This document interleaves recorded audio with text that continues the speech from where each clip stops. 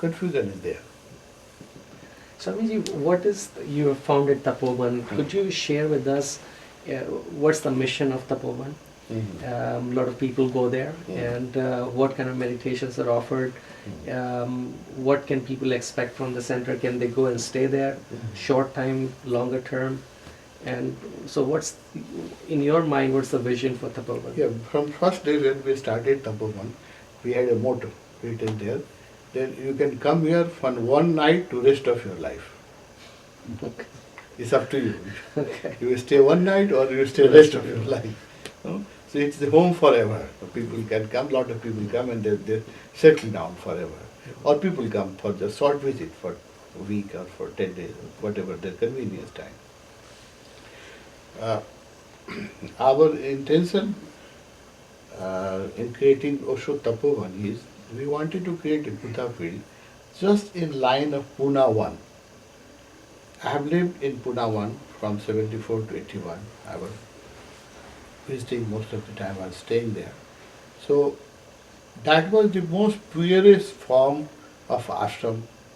And that time our energy was very, very alive, and people were very loving, caring to each other, and everything was pure up to 74 to 81. After also moved to Rajeshpuram, he has to compromise so many things, and things started getting distorted. So our intention is to run Tapovan on the line of Pune 1. So people when come to visit Tapovan, they report me, they say that it's like they are living in Pune 1. That's nice. Swamiji, for every person it's not possible to travel all over the world. Some people may not have the money or the resources or even the time to travel, America to Nepal. Yeah, or America or Europe or somewhere. So do you think it's necessary that people have to be in a Buddha field, or can they create somehow, get the same kind of energy wherever they are staying? First thing, if they have desire to really visit a Buddha field, the existence will provide the facility. That's my experience. If you really want to go there, the money will come. Everything will come. If you really want, the life provides you the facility. That's my experience. First thing. But I don't advise everybody that it's not necessary for everybody to come to Nepal and that's the only Buddha field. No, that's not our intention. We have to create several Buddha fields around the world. That's why we are traveling. Yeah. And that's why wherever I go, I inspire people to open the center. I am a person who has inspired 125 centers throughout the world. There are 75 centers in Nepal, and there are 50 centers outside Nepal, in India and West, in England.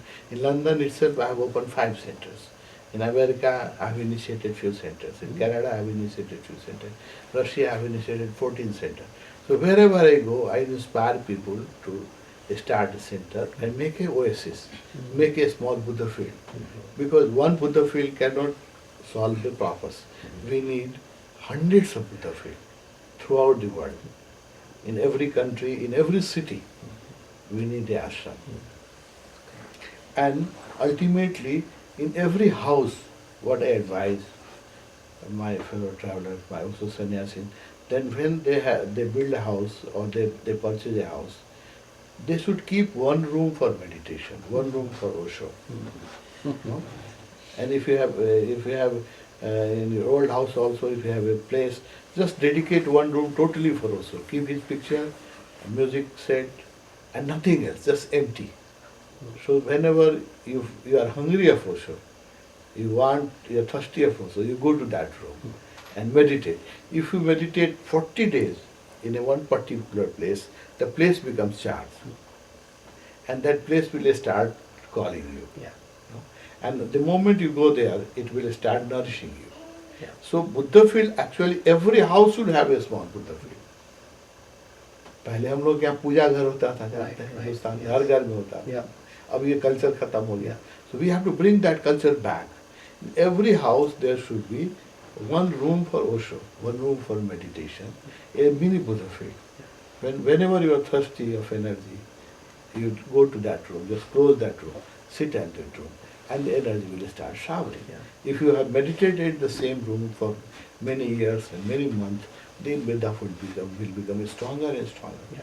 That's why here also in Jasmine House, we have started a meditation center and we have a meditation room. And you see how charged it has become Yeah. just in 1 year. Yeah. No? As we enter into meditation hall, it looks to us that as if we are in Pune, and Buddha, and when you are meditating, that you can feel the I energy. can absolutely testify to that. Yes. So that way we have to fill this whole world with Buddha field. One Buddha field is not, Tapovan cannot solve the problem.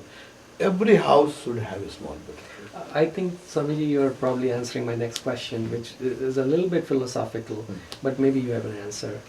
You know, today there is so much turmoil in the world, so much, you know, economic turmoil, spiritual turmoil. People are fighting, war is going on. It's going from bad to worse. And apparently, you know, religion or spirituality, it seems, is not able to solve it. You know, despite so many masters doing really good work, Osho, of course, being one of them, but there are so many other enlightened beings also who are working. But still, things are really going downhill at a very fast pace. I'm sure that besides me, there are a lot of people who are concerned about that. What do you think is a short term, if at all, is there a short term answer to that? Or, you know, what do you think, in your opinion, can bring this to at least a rest and not go worse? It looks to me that our civilization has come to a dead end. The way we have lived in the past, if we don't change, we don't have a future. Because before there was confusion and there was problems even from the first day when even a species came on this planet. The problem was there, but the problem has become universal, and now we have immense power of destruction. That was not before. Before also there was war, but war was local. Conflict were local. But now we have an immense power of destruction. A country like America can finish several planets. Country like Russia has so much destructive power that it can finish this earth several times, hundreds of times. And in China, India also have atom bombs. No? So this power of destruction, we have now immense power of destruction. And politicians are not very intelligent people. And sometimes they have psychological problems. Suppose they are defeated in election and they are exposed in some corruption case. No? So they are under pressure of psychological pressure.